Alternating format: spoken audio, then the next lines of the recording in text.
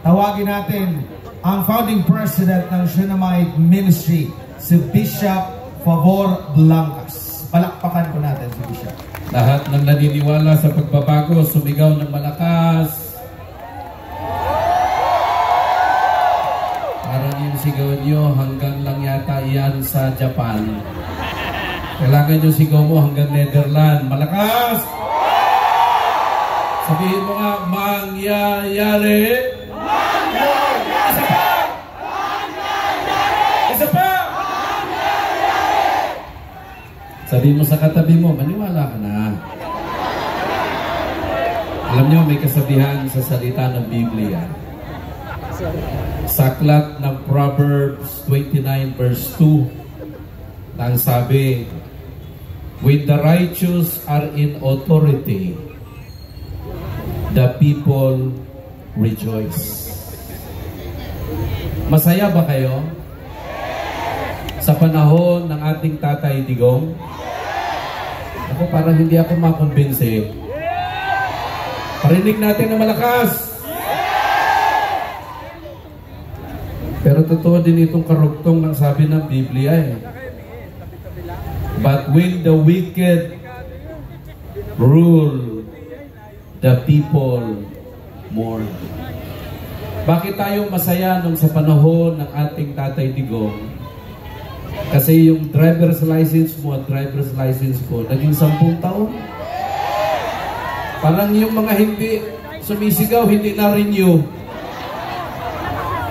Yung passport mo, ilang taon? Kaya tayo nagsasaya kasi ang daming nagawa na napakaganda sa buhay natin. Ang Pilipinas, sumaya. Parang kasasabi ko lang na sumaya, tumahimik na. Ang Pilipinas, gumanda. Nawala ang adik. Ang daming nabago ang buhay. At naniniwala tayo na mayroong tamang tao na ginamit ng Diyos para maituwid, maitama ang ating buhay. At bakit tayo nalulungkot ngayon? Sapagkat alam natin, yung sa panahon ng ating Tatay Digong, naging tama ang ating mga buhay. Mahina yan. Pero ngayon parang may tama eh.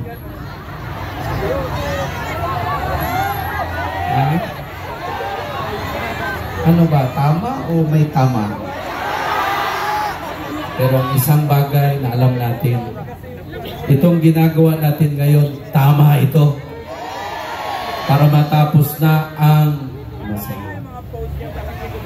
Nalala ko lang ang sabi ng isa sa mga respetadong tao ng Singapore na si Prime Minister Lee Kuan Yew, for evil to succeed, for good man nothing to do good.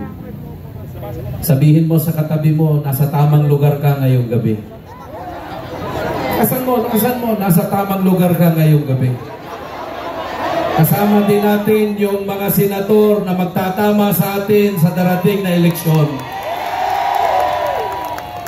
At sinong naniniwala magsisimula yan ngayong gabi?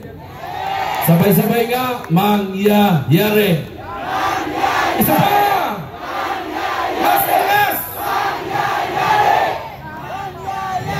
At ang higit sa pinakamakapangyarihan sa lahat ng salitang yan ay ang ating panalangin. Para tayong may Jericho na pinapasok. Lalo po sa Biblia, mayroong Jericho. Yung mga Israelita, nung sila'y papasok na sa Promised Land na sana yun eh. Malapit na tayo sa Promised Land eh. Ang problema, may Jericho pang humarang eh. Siya yung may pinakamakapal na pader upang siya yung haharang sa tagumpay ng mga Israelita. May pader na humarang para sa tagumpay ng Pilipinas. At ngayong gabi, alam natin na iyang makapal na pader ng kahirapan, korupsyon, At makapal na pader ang kawalan ng pag-asa ng maraming Pilipino magigiba sa panalangin. Ang sabi ng Biblia sa aklat ng Mateo 18:19, kung may dalawa dito sa lupa na magkakaisa sa paghingi sa anumang panalangin, ipagkakaloob ng aking Amang nasa langit. Sobra-sobra tayo sa dalawa ngayong gabi. At alam natin na yung hihingi natin ngayong gabi at idideklara ay mangyayari!